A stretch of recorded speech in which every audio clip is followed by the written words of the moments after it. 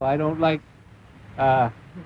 tears or anything like that, but I must say I get a little lump in my throat when I realize that this is the last time the first 100 will be all together like this, and it's been a wonderful year. A lot of people think that this is the way the college is going to be, and it's operating, and it's established, and it's nowhere near.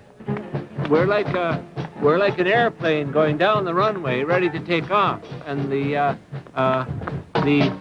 nose is lifted, but the plane hasn't taken off yet. The wheels are still on the runway, and it's not until we get those wheels off the runway, which will probably be in the next 3 years.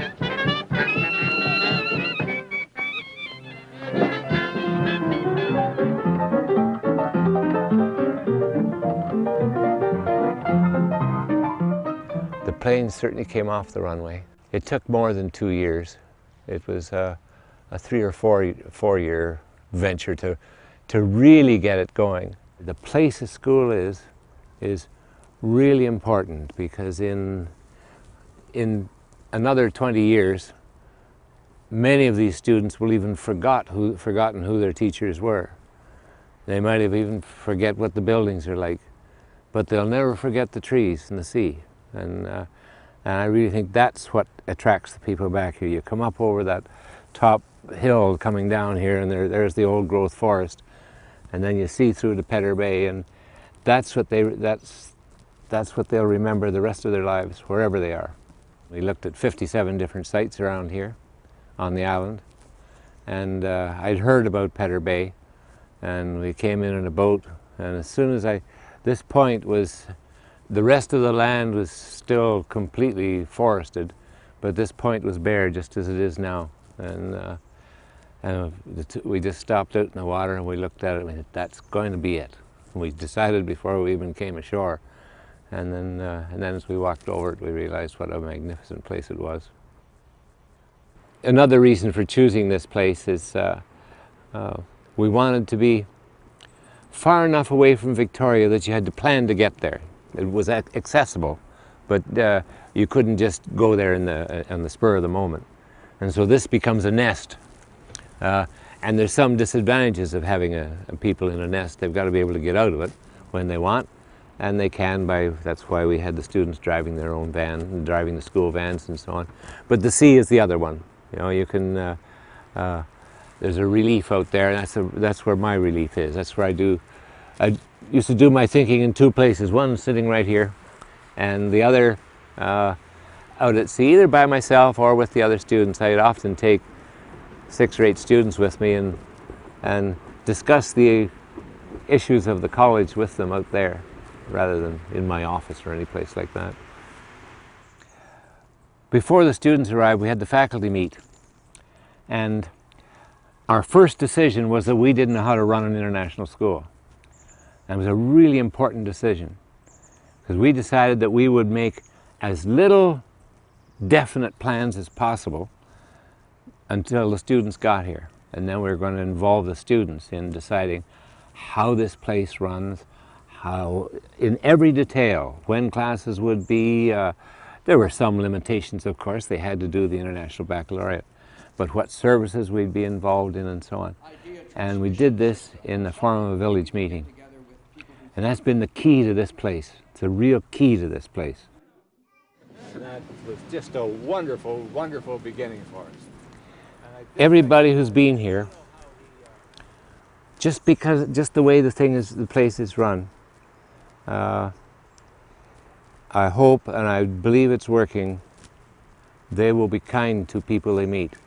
They'll be friendly with people they meet, and they would, if they get on an elevator, rather than go up the elevator in silence in the middle of New York, they would say hello to who's ever standing beside them. I remember a beautiful girl from the Philippines, and she'd got so used to saying hello to people here for 2 years.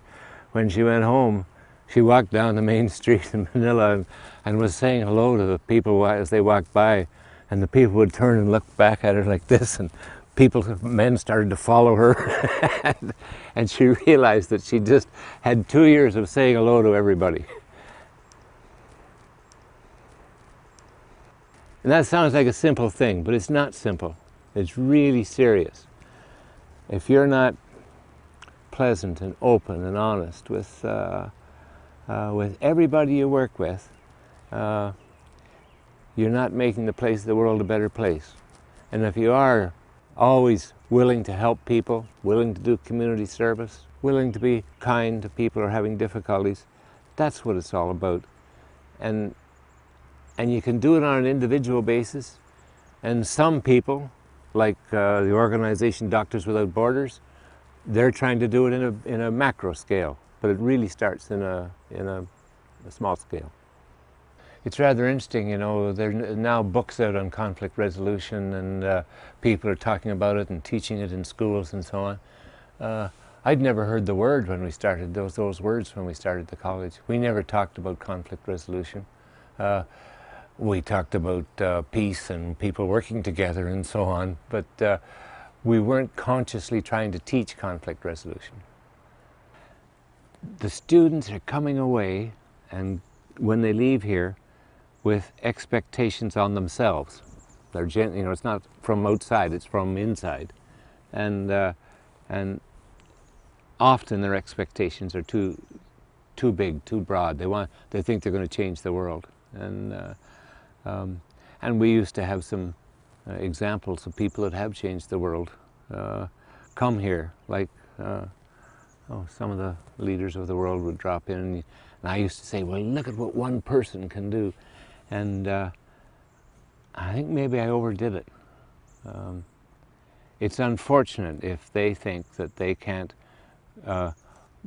go and learn a trade and have a family and build their life without having any international stuff. I know it's there, and I don't know just what to do about it, to tell you the truth. They do. Mind you, even when they're here, the students drive themselves. You put a bunch of good people together, adventurous people, because they've left their country and their home and their culture and their mother and father when they're 16 years old and come here in the middle of the woods in Canada. That's an adventurous person. And so they are adventurous, they are energetic even before they get here. Then you put a group like that together and you get a tremendous head of steam built up, and then they leave with that steam. Some people aren't able to handle it. You know, they think they should be doing something fantastic or something really unusual, and that's not what we want. We just want them to live their life.